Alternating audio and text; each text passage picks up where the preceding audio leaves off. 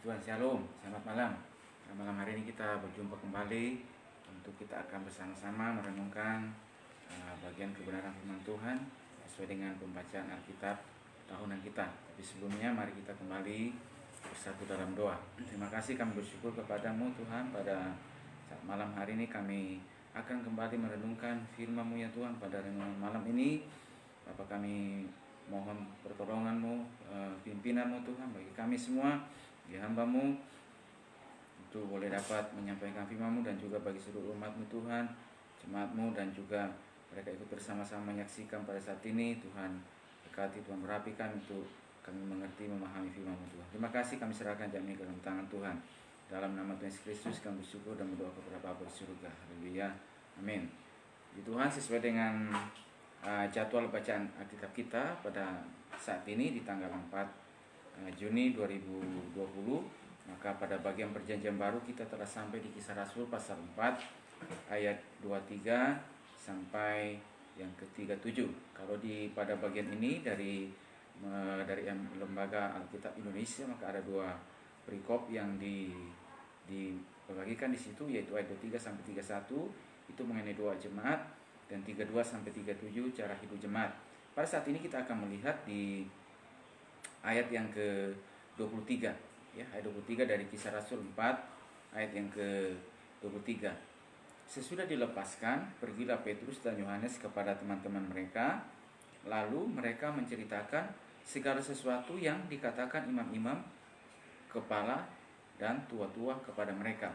Karena sesudah Petrus dan Yohanes, kata firman Tuhan, dilepaskan dari apa yang mereka alami. Bahkan kalau kita lihat waktu mereka menyembuhkan orang lumpuh dan berkhotbah di Serambi Salomo, mengajar banyak orang di situ, dan imam-imam kepala dan ahli-ahli Taurat, orang Saduki, pengorban Allah itu marah, tidak senang dengan apa yang mereka lakukan, dan mereka memasukkan kedua rasul ini ke dalam tahanan, karena hari itu sudah malam, kata firman Tuhan. Dan besoknya mereka dihadapkan kepada sidang, ya, kepada sidang mahkamah agama.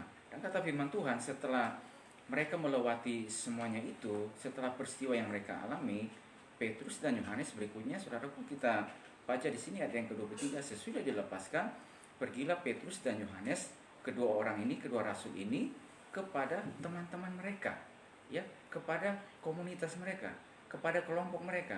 Mereka tahu sekarang setelah mengalami semua ini, kepada siapa kita pergi, kepada siapa kita menceritakan, kepada siapa untuk kita selanjutnya bersekutu, ya, kepada siapa berikutnya untuk kita bersama-sama untuk men-sharingkan. Dan juga berikutnya kalau kita lihat pada bagian ini, maka jemaat itu mulai berdoa, ya, kepada Tuhan. Jadi situ kata firman Tuhan, mereka pergi kepada teman-teman. Jadi ini Petrus dan Yohanes ini, mereka memiliki teman persekutuan, komunitas, ya. Komunitas di mana dalam komunitas itu, dalam kelompok itu, mereka itu membagikan, menceritakan apa yang mereka alami, bagaimana Tuhan menolong mereka.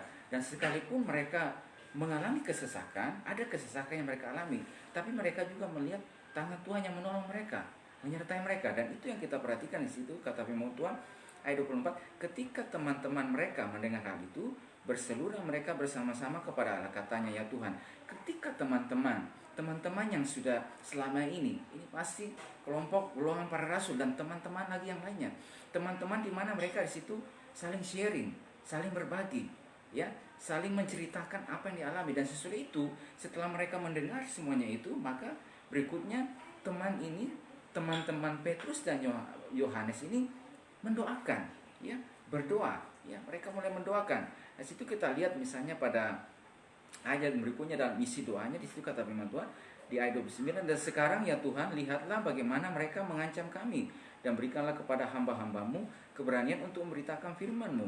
Ulurkanlah tangan-Mu untuk menyembuhkan orang, dan adakanlah tanda-tanda dan mujizat-mujizat oleh nama Yesus hamba-Mu yang kudus. Ya, dalam doa itu mereka memohon kepada Tuhan, memohon sebagai seorang manusia, sebagai alat Tuhan, bahwa memang mereka dipakai oleh Tuhan, tapi pada saat itu juga mereka juga butuh yang namanya terus topangan doa, butuh yang namanya kekuatan, butuh yang namanya keberanian.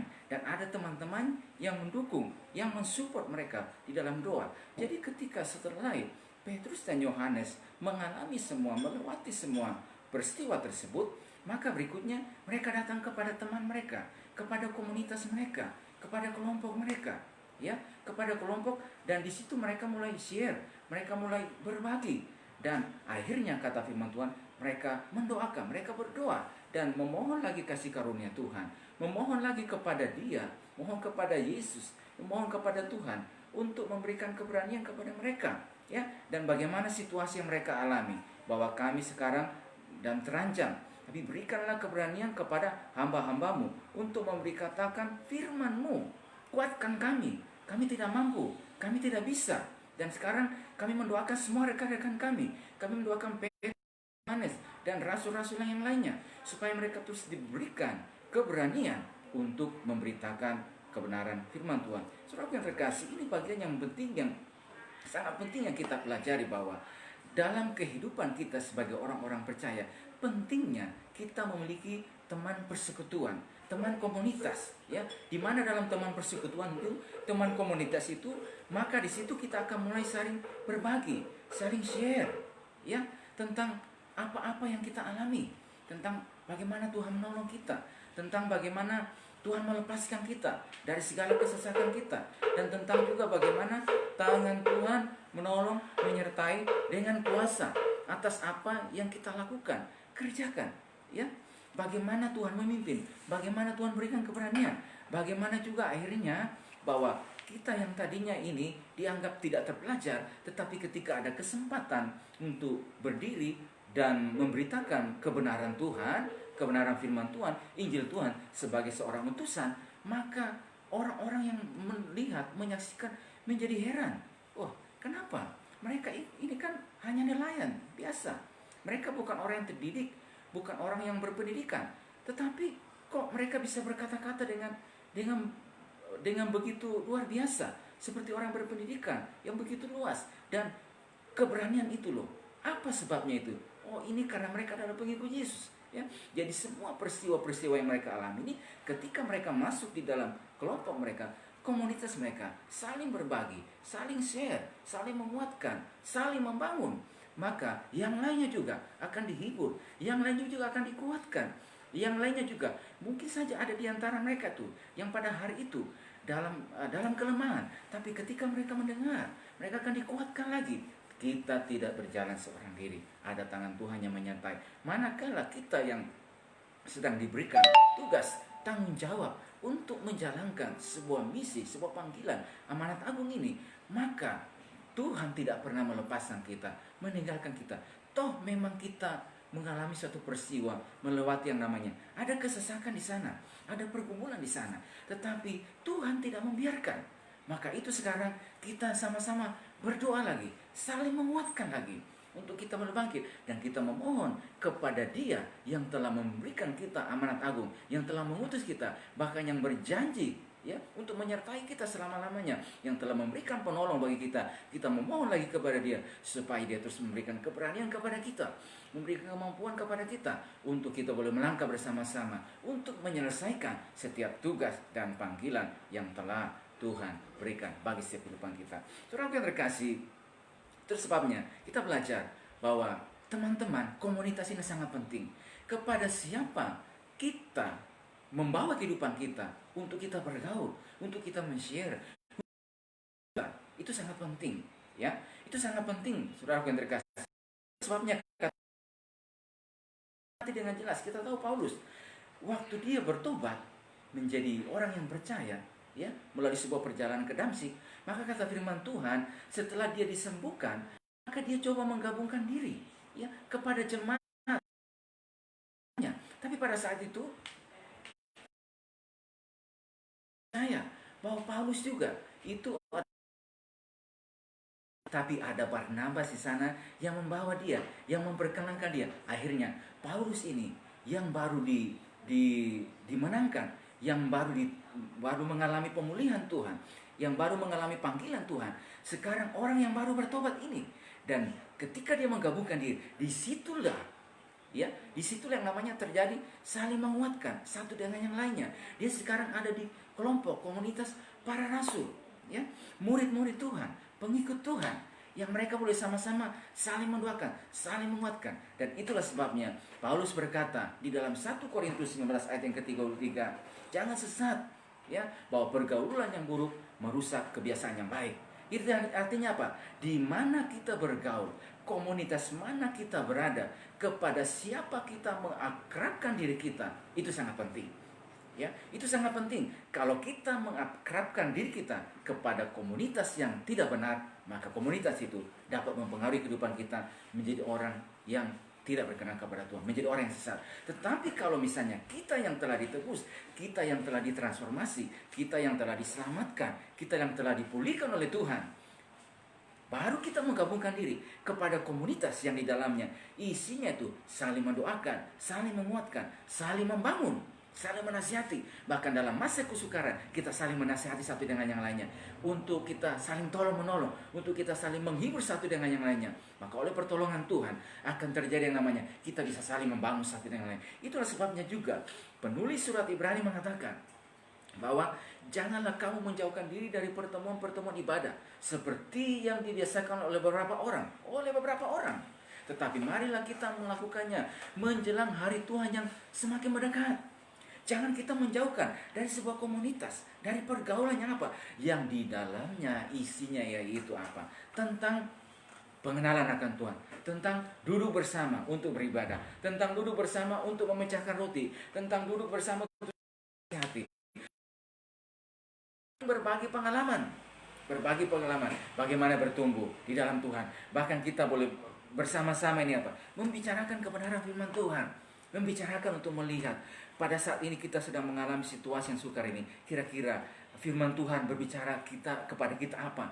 Mungkin dalam kelompok kita itu mereka ada yang mengalami dampak ekonomi, dampak sosial dari situasi yang dialami, tapi melalui kebenaran firman Tuhan bisa saling mendorong, saling menguatkan satu dengan yang lainnya, saling membangun satu dengan yang lainnya, karena hari Tuhan yang mendekat. Tapi kalau alangkah celakanya kalau misalnya dalam situasi yang demikian justru kita ada di dalam kelompok yang salah, kelompok yang tidak benar, komunitas yang salah, sebagaimana dikatakan firman Tuhan, dan itu yang diumpamakan oleh Yesus tentang perumpamaan tentang 5 garis yang bijaksana, garis yang bodoh. Kita tentunya akan bertanya, oke, garis-garis ini mewakili gereja Tuhan, ya, baik gadis yang bijaksana maupun gadis yang bodoh, ya. Tetapi kenapa harus diambil 5 yang bodoh dan 5 yang bijaksana? Apakah tidak cukup hanya satu? Misalnya 1 gadis yang bijaksana dan 1 gadis yang bodoh, ya. Tapi kenapa harus 5? Saya boleh dapat mengatakan bahwa 5 menunjukkan bahwa mereka ini memiliki komunitas yang bijaksana, berbicara bahwa mereka adalah sebagai gereja Tuhan yang tinggal di dalam komunitas, yang duduk bersama memecahkan roti, yang duduk bersama untuk terus membagikan tentang ini loh, kesiapan kita menyambut mempelai akan datang. Ya, apa-apa yang kita persiapkan, apa-apa yang kita kerjakan. Jadi mereka saling menuntun, saling menguatkan satu dengan yang lainnya, saling mengingatkan, saling mensupport, saling mengangkat, ya, supaya mereka manakala mempelai itu datang pada saat yang tidak mereka duga-duga, mereka telah siap, dan ketika mempelai datang mereka bersama-sama. Tetapi celakalah mereka gadis-gadis yang bodoh ini. Mereka seperti dia berkata firman Tuhan, orang buta menuntun orang buta. Jadi mereka isinya apa? Berbicara tentang bagaimana sudah ada arahan, tetapi mereka melupakan semuanya, ya. Dan akhirnya apa yang terjadi?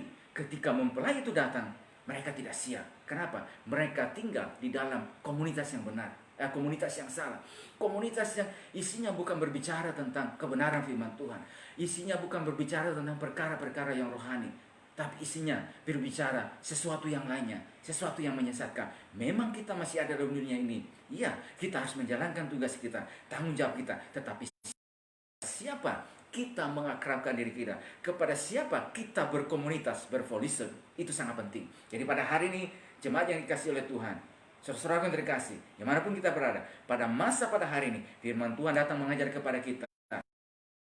Rasul-rasul saja yang dipakai oleh Tuhan dengan luar biasa, yang mereka melihat Yesus secara langsung, bagaimana kehidupan Yesus, bagaimana pribadinya Yesus. mereka juga berkomunitas bersama, berfellowship, datang kepada teman-teman mereka, dan di situ mereka mulai saling membangun, saling mendoakan satu dengan lainnya. Kita juga yang ada pada hari akhir zaman ini, waktu-waktu yang sukar ini, masa-masa yang sukar ini, masa-masa yang berat ini, saudaraku yang terkasih, kita perlu memiliki teman, komunitas, persekutuan, kelompok.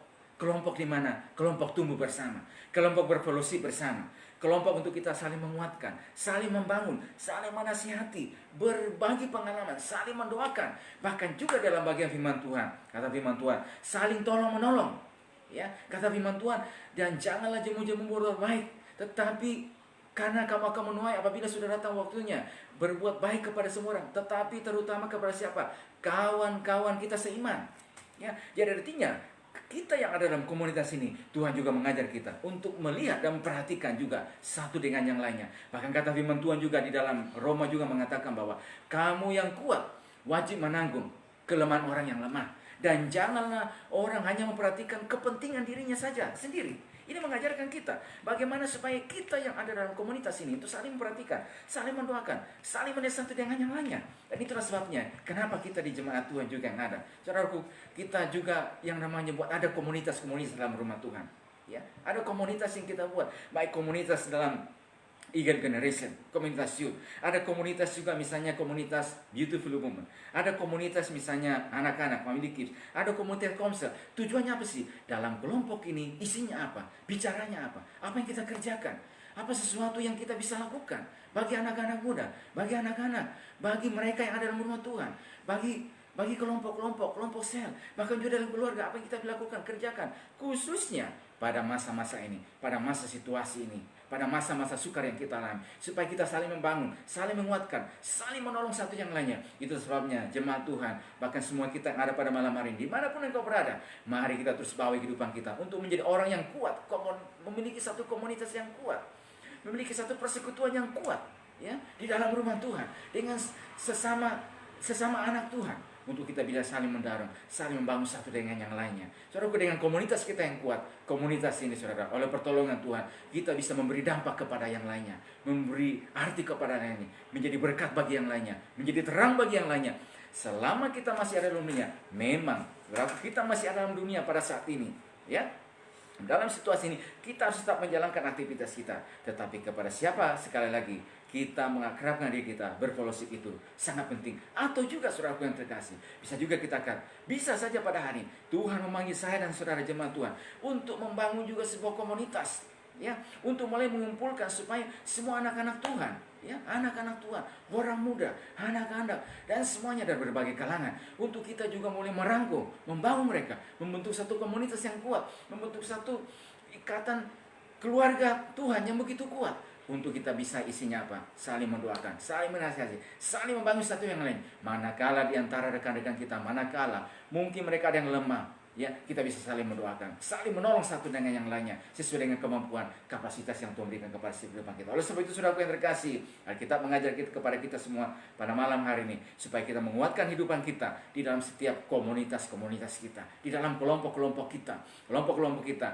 Janganlah kita menjauhkan diri dari pertemuan-pertemuan ibadah kita seperti yang dibiasakan oleh beberapa orang, tetapi marilah kita melakukannya menjelang hari Tuhan yang mendekat. Hari Tuhan yang begitu dekat ini artinya apa? Dalam menjalankan setiap tugas kita pada hari ini, baik di lingkungan tempat kerja kita, dalam pendidikan kita, saudara yang terkasih, ingat bahwa hari Tuhan yang mendekat, berarti kita tidak boleh menjauhkan diri dari komunitas, dari persekutuan di dalam rumah Tuhan. Puji Tuhan, saya berdoa Tuhan berkati setiap kehidupan kita pada malam hari ini. Saudaraku yang terkasih, kalau bila pada malam hari ini saudaraku yang telah menjauhkan, mungkin ada yang saudara menjauhkan diri, ya, dari persekutuan dengan Tuhan, dengan sama anak Tuhan, mari kita datang kembali, menggabungkan diri kita untuk kita bersama-sama. Tuhan memanggil setiap kehidupan kita. Bahkan terus kita yang ada pada hari ini, yang sudah dalam komunitas, perkuat terus komunitas kita, menjadi dampak, menjadi berkat bagi yang lain, dimanapun kita berada, ya, dimana saja Tuhan bawa kita, sehingga menjadi kemuliaan bagi nama Tuhan. Puji Tuhan, Tuhan berkati kita semua pada saat malam hari ini. Mari kita datang kepada Tuhan dan kita tundukkan kepala dan kita kembali berdoa. Kami bersyukur kepadamu ya Tuhan pada saat malam hari ini. Terima kasih malam hari ini kami kembali belajar merenungkan kebenaran firman-Mu ya Tuhan, yang mengajar kami ya Tuhan. Ya Tuhan, untuk kami kuat ya Tuhan di dalam persekutuan ya Tuhan, dengan rekan-rekan anak-anak-Mu ya Tuhan, dengan sesama umat Tuhan, menjadi gereja-gereja Tuhan yang pada hari ini bijaksana ya Tuhan. dalam menantikan kedatangan-Mu pada kali yang kedua ya Tuhan. Saat dimana kami tidak tahu, saat dimana tidak seorang pun tahu ya Tuhan, hanya Engkau yang tahu, tapi Engkau memberikan tanda-tanda bagi kehidupan kami. Apa yang perlu kami persiapkan, apa yang perlu kami lakukan ya Tuhan, supaya Tuhan dalam menjelang kedatangan-Mu ini Tuhan, kami terus mempersiapkan diri kami ya Tuhan. Bahkan ya Tuhan, ketika kami dalam perjalanan kehidupan ini ya Tuhan, Tuhan, ada banyak hal yang Tuhan izinkan kami lewati. Ada pengalaman suka, pengalaman duka ya Tuhan, ya Tuhan. Tapi dengan adanya komunitas untuk kami saling membangun. Bahkan kami yang menerima mengalami pengalaman keberkatan Tuhan, pertolongan Tuhan, lawatan Tuhan dalam kehidupan kami. Dengan kami mengalami semua ya Tuhan, dan bagaimana Tuhan menyertai kami, menolong kami. Kami bisa saling berbagi satu dengan yang lain ya Tuhan, menghibur satu dengan yang lain. Bahkan dalam komunitas untuk kami berdoa kepada Tuhan, memohon ya Tuhan pertolongan Tuhan, kekuatan Tuhan untuk terus memampukan kami, menolong kami dalam berjalan, dalam melangkah ya Tuhan, dalam menghadapi apa yang harus dihadapi, dalam memikul apa yang harus dipikul ya Tuhan, dalam ya Tuhan melewati berbagai macam situasi yang ada pada hari Tuhan. Berdoa bagi seluruh umat-Mu ya Tuhan, bagi semua jemaat Tuhan, bahkan bagi setiap mereka yang ikut bersama-sama Tuhan. Berdoa kekuatan Tuhan ada bagi kehidupan kami ya Tuhan. Pertolongan Tuhan ada bagi kami ya Tuhan. Kami mungkin di antara umat-Mu Tuhan, ada yang pada hari ini Tuhan ingin mencoba jauh daripada Mu ya Tuhan. Kami berdoa Tuhan, tolong bawa kami, bawa mereka kembali untuk datang kepada-Mu ya Tuhan, untuk boleh bersekutu kembali dalam persekutuan di dalam rumah Tuhan. Terima kasih kami bersyukur kepada-Mu Tuhan malam. Terima kasih firman-Mu, terima kasih buat malam hari ini Tuhan. Di dalam nama Tuhan Yesus Kristus kami bersyukur dan berdoa kepada Bapa di surga. Haleluya. Amin. Puji Tuhan, Tuhan berkati kehidupan kita dan maju terus bersama dengan Tuhan. Haleluya.